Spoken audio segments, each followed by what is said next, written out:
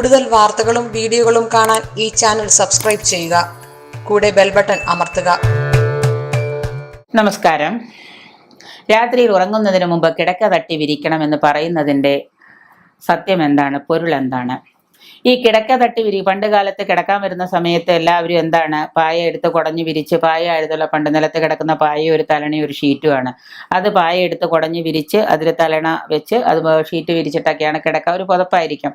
കിടക്ക തട്ടി കിടക്കണം. ഇപ്പം നമ്മൾ അങ്ങനെയല്ല. ബെഡ്റൂമിൽ കിടക്കയും തലണയും ബെഡ്ഷീറ്റും ഒക്കെ എപ്പോഴും റെഡിയിൽ ഇങ്ങനെ കിടക്കും. എപ്പോൾ വേണമെങ്കിലും ചെന്നാൽ കിടക്കാം. കിടക്ക തട്ടി കിടക്കണമെന്ന് പറയുമ്പോൾ ആധുനികർക്ക് പൂർണ്ണമായിട്ട് ഇത് മനസ്സിലാകണമെന്നില്ല. ആധുനിക യുക്തി അനുസരിച്ച് അത് മനസ്സിലാവണമെന്നില്ല. കാരണം മടക്കി വയ്ക്കാത്ത കിടക്കകളാണല്ലോ ഇന്ന് ഉപയോഗത്തിലുള്ളത്. വലിയ മണിസൗധമായ ബംഗ്ലാവുകളിലൊക്കെ ഇന്ന് ബെഡ്റൂമിലൊന്നും ആരും കിടക്ക തട്ടി വിരിക്കാറൊന്നുമില്ല. കാരണം എപ്പോഴും അതിങ്ങനെ വിരിച്ച് ഇട്ടിട്ടുണ്ടാവും. ഈ കാലഘട്ടത്തിലെ അധികം പേർക്കും ഇതിനെക്കുറിച്ച് അറിയേയില്ല.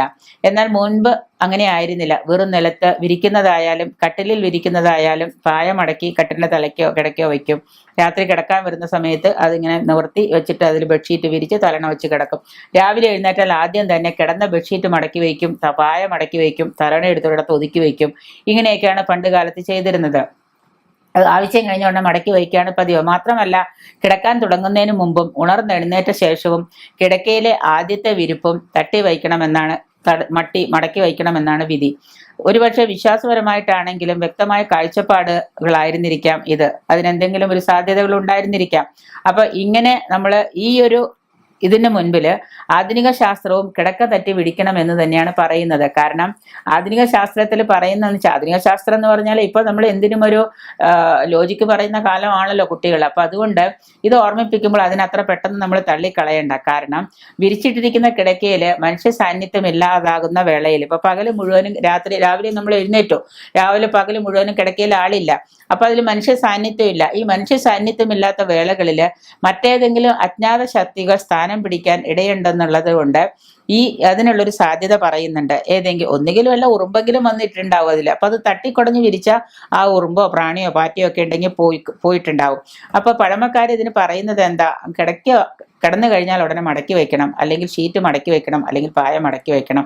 ഇതിനെ അന്ധവിശ്വാസമായിട്ട് തള്ളിക്കളയണമെങ്കിൽ കളയാം. പക്ഷെ എങ്കിൽ തന്നെയും കിടക്ക തട്ടി വിരിക്കണം എന്നുള്ളതിനെ നമ്മൾ എന്താണ് അതിൽ പ്രത്യേകിച്ച് പൊടികളൊക്കെയുള്ള ആസ്മ രോഗികളൊക്കെ ആണെങ്കിൽ അതിൽ പൊടിയും പകല് മുഴുവനും കാറ്റത്ത് പറന്ന പൊടിയും ഇതുമൊക്കെയാണ്.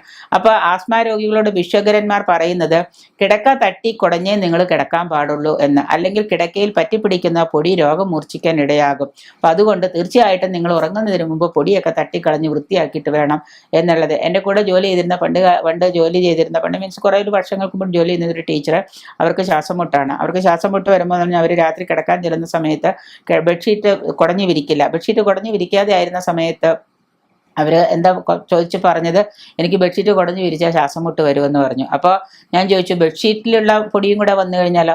അല്ല, ബെഡ്ഷീറ്റ് ഇങ്ങനെ കുടഞ്ഞു വിരിക്കുന്ന സമയത്ത് ആ പൊടി പറക്കുമ്പോൾ തന്നെ എനിക്ക് ശ്വാസം മുട്ടാണ്, പിന്നെ അതിൽ കിടക്കുമ്പോഴത്തെ കാര്യം പറയണോ?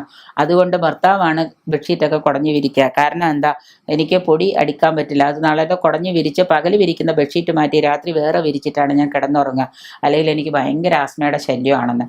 അപ്പോൾ അതുകൊണ്ട് തന്നെ വൈദ്യന്മാർ പറയുന്നതാണ്, കിടക്കുന്നതിന് മുമ്പ് നിങ്ങൾ തട്ടിക്കുടഞ്ഞ് ബെഡ്ഷീറ്റ് പായെല്ലാം കിടക്കയെല്ലാം തട്ടി വിരിച്ചതിന് ശേഷം മാത്രം നിങ്ങൾ കിടന്നുറങ്ങാൻ നോക്കുക. അങ്ങനെ ചെയ്യുമ്പോൾ നമ്മൾക്ക് എന്താണ്, അതിൻ്റെ ദോഷങ്ങൾ ഇല്ലാണ്ടാകും.